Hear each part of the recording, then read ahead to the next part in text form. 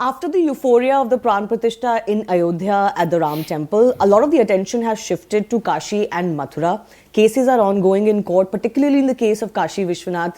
There is a lot of steam that these cases have picked up. Recently, puja has been re-allowed in the Tehkana of the Vyasji in Kashi Vishwanath corridor, or that entire area that currently comes under the mosque. With that, there are a lot of questions emerging on what do these fights really mean, the fights to reclaim these temple sites, and where will it go. I'm joined by none other than historian and author Sanjeev Sanyal joining me. Sanjeev, a lot of things going on, but I want to first touch upon the Pran Pratishtha itself. There's been a lot of criticism, particularly because of the role that the Prime Minister played in the Pran Pratishtha, that India has deviated from the path that it was supposed to take post-independence, particularly the path that Nehru envisaged, and we are no longer the democracy that we were supposed to be. How would you respond to that criticism? What do you make of that? First of all, let me say that India is a civilizational nation of long standing. I mean, we had a sense of ourselves for a very long time. You go back to the Puranas, it clearly mentions the people who live south of the Himalayas and north of the oceans are the Bharatiyas. So, the idea that we suddenly in 1947 suddenly ended up with a sense of ourselves and a nation is completely wrong. The Republic of India may be a modern construct, but the civilizational nation is a very old one. In fact, even Nehru, in his Independence Day speech, says the soul of a nation long suppressed finds utterance. So, even he accepted that there was a nation that pre-existed and had been suppressed for a long time, right? Now, having established this republic, the fact is that, first of all, Nehru is only one of many people who were responsible for giving us our freedom and in establishing this republic and providing principles. It is not as if this nation came into being in order to somehow live out the fantasies of one person. Right? There are many others who played an important role in giving us, in building the Indian Republic, and there are also the ideas of India predating over thousands of years, which we have also inherited. Now we need to be true to all of this, and at the point of independence, there were many people who felt that there needed to be a link back to the past, which is why our constitutional starts with India, that is Bharat, and it has all those sketches all through, which clearly link us back to our past. In addition to that, there was a feeling that this nation long suppressed was finding utterance. So one of the first things we did after having become independent was do what? We rebuilt the Somnath temple. Now just because Nehru personally did not like it does not mean that the rest of us are somehow bound by that vision of India. Other people also had other visions of India, including the then president and the home minister and many others. So the point I'm making is that there are other visions of India. We are not somehow beholden to one vision of India, specifically that of Nehru. And this criticism is particularly on the point of view of secularism, that somehow secularism in India has come under danger. I think the problem is that we have to understand what you mean by secularism. See, the term secularism has come to mean in some way that the Hindus specifically must give up their aspirations in pursuit of some sort of a utopia where Hindu identity must be always put aside for other it could be other religions or it could be other ideologies, and consequently there was almost a feeling that secularism basically means that, if I might put it, an anti-Hindu sentiment. Yes. Now that is not necessarily how you need to think about it. There is another way of thinking about about secularism, of thinking of it in terms of pluralism. I.e., there are many different ways of worshipping the divine, and that is there, by the way, in the very foundation of our civilization. So if you read the Rig Veda and the very last chant of the Rig Veda, what happens there? It basically says, come together, sit together, let us all be of one accord, let us sit around the sacrificial fire, let all the ancient gods be given a space around the fire. So, at the point when Indian civilization was being founded by the Bharata tribe after the Battle of 10 Kings, what are they doing? They are giving space to all the gods, including those of the defeated tribes, including those tribes they may not have even met yet. So, setting in motion a system of assimilation rather than imposition. But in here is inherent an idea of mutual respect. I.e., when a god is given his rightful place around the sacrificial fire, all the worshippers of that god also accept all the other gods. Right. Right. So, wait. Now, in this thinking, there has to be a conception of mutual respect. Sure. Right. And in there is also, therefore, the idea that if something is exceptionally sacred to particular traditions, then others too should respect that fact, especially since there is more than adequate evidence that these sacred sites, in this case those of Ayodhya, Kashi and Mathura, they were violently taken away and destroyed. Right? There is more than adequate evidence. I mean, Ayodhya, of course, the courts have already spoken on this matter. But even on the other two, there is piles of evidence. Aurangzeb's farmans, people who have witnessed it, and of course the archaeology, which is even today there. So these are not debated matters. So if they are so sacred, then I think it's fair that those who consider those particular spots being sacred are given, special access to it and allowed to rebuild their temples. So I was going to come to this question only, that, a lot of time this question is asked that, why is rebuilding a temple exactly here so important? And why is it taken almost as a civilizational quest, as if the balance is not going to be restored unless this is achieved. And of course, this is a long centuries old quest that is ongoing, if not a struggle or a fight. Why do these temples matter so much, and why is it necessary to rebuild exactly on these sites? Because these specific sites have some value. After all, there is some specific value to the site of Mecca and Kaaba. There is some specific value to the site in Jerusalem. There is a specific value to the Vatican. So it's not surprising that the Hindus too, given that they consider the landscape of India as a sacred geography, and they have certain spots in that geography which they consider to be sacred, that they should be allowed to, celebrate their faith, their ideas, beliefs, etc. in those spots, because each one of those spots, Ram was believed by the Hindus to have been born at that spot, not in any other spot, but in that spot. Same thing is true of Krishna Janmabhoomi, and of course in the case of the Kashi Vishwanath temple, that spot is sacred because of its association with Lord Shiva. So there is something sacred about those spots. This is also true of, by the way, the Shakti Peeths as well. So the point I am making is that there is more than adequate evidence that these sites were violently taken away. Over. Yes. Yeah, and for a very long time, Hindus preserved this memory. Even those who destroyed them preserved the memory because they were quite proud of what they had done. So it's not like there is a dispute about what happened.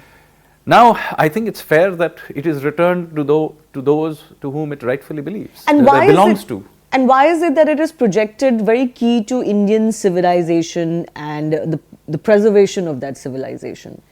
Well, because the fact is, as I said, we have for a very, very long time had a clear sense of ourselves, and not just us, other peoples also recognize that we had this sense of ourselves.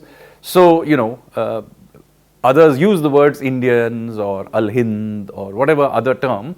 They had a clear sense that there are a people, they have a shared social, religious and other beliefs and practices.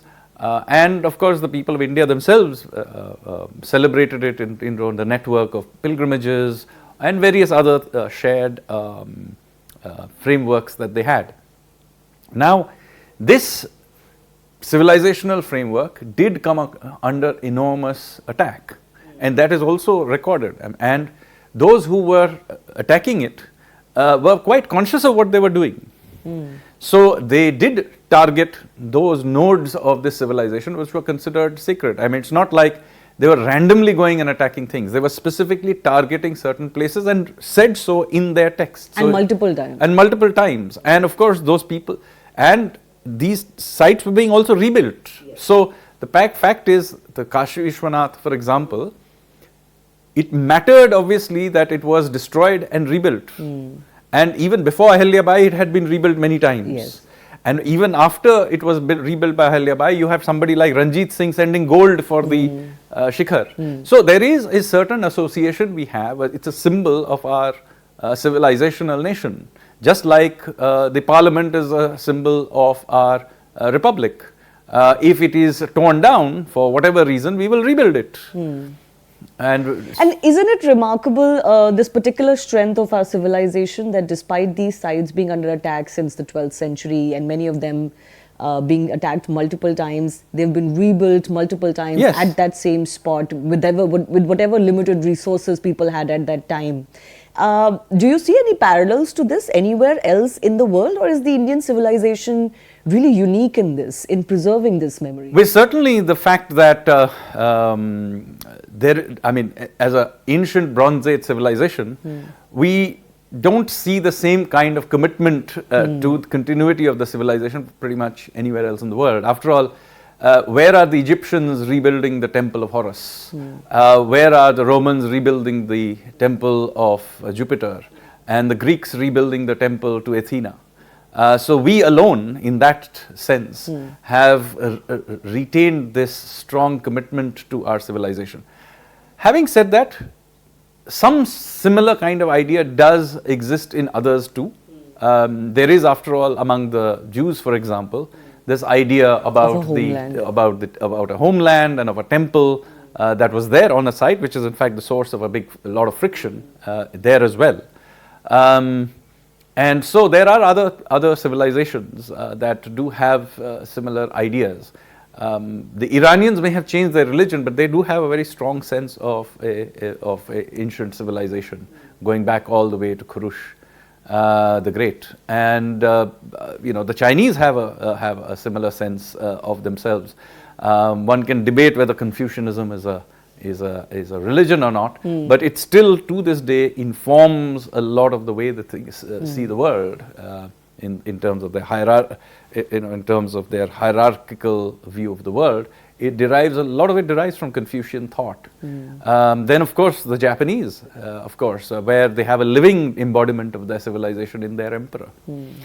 So we are not entirely unique, but I can say that we can claim that we have maintained this strong continuity and willingness to sacrifice enormously in order for preserving this civilization, and it is very explicit, by the way. So, for example, when you have in the medieval period, Mewar explicitly states that the king of Mewar is Shiva himself in the form of Eklingi. So the rulers of Mewar call themselves the Ranas, or the prime ministers or custodians of Eklingi. So they were representative and ruling Mewar as representatives of Eklingi. And consequently they could never surrender, because Shiva can never surrender. You see, and that's the basis of Mewar's resistance, continuous resistance with extreme losses. I mean, 3 Johars in Chittor alone. So this idea is a very powerful one, and our ancestors embodied it in various ways. As in the specific case of Mewar, it was embodied in the temple of Eklingi. But this civilizational memory, the sacrifice that you talk about, the willingness to sacrifice, it continues to be a battle cry even today. And there is criticism that it is somehow used politically to suggest that our civilization is under danger or Hindus are under danger, and therefore we are constantly at war. Are we constantly at war? Are we constantly under attack, our civilization? Well, I can't comment for what politicians may want to say. All I will say is that given our long history and the fact that we were indeed attacked many, many times and occupied as a country several times, and by the way, we don't only have to go back to the 12th century.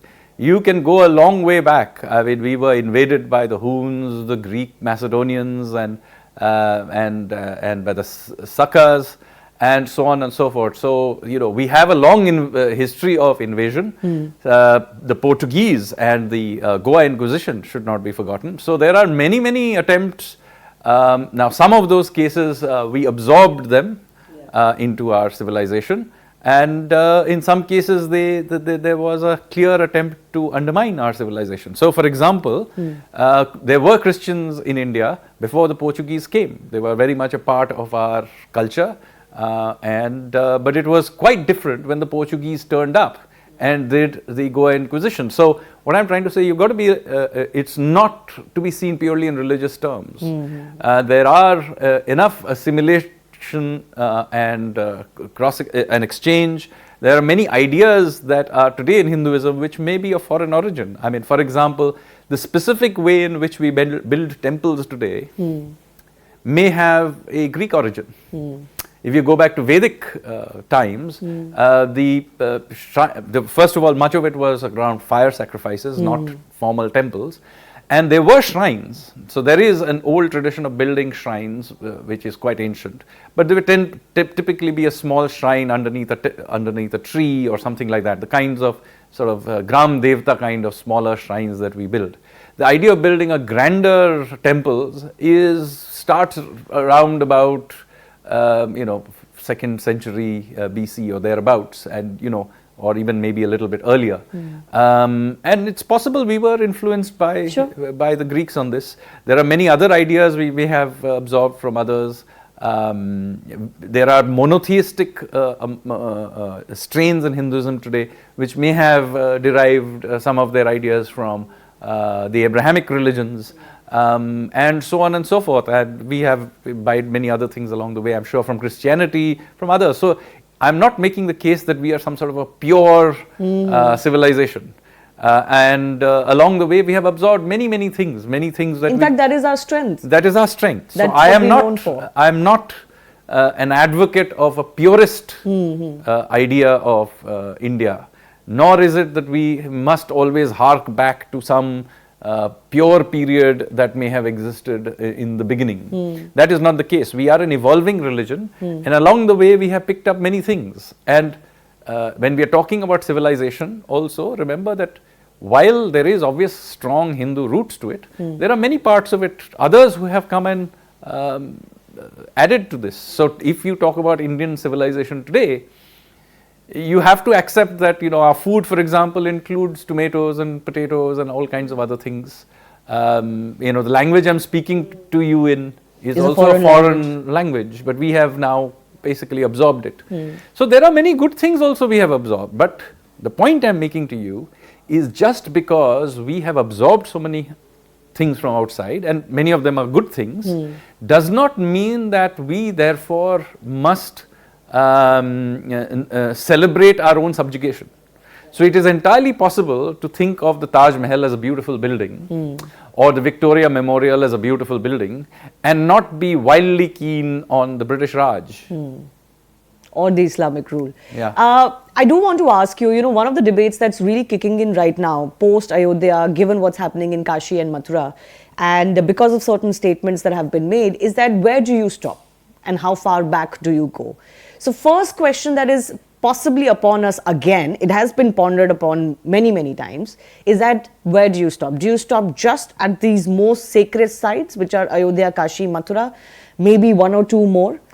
Or, as some estimates say, there are 30,000, 40,000 temples destroyed over a period of time, and as many as one can claim, individuals can fight those cases must go on. What is your view on that? 3 or 30,000? So it is, of course, a tricky issue. I am not in favor that we need to create a situation that every single shrine and then have a dispute over them.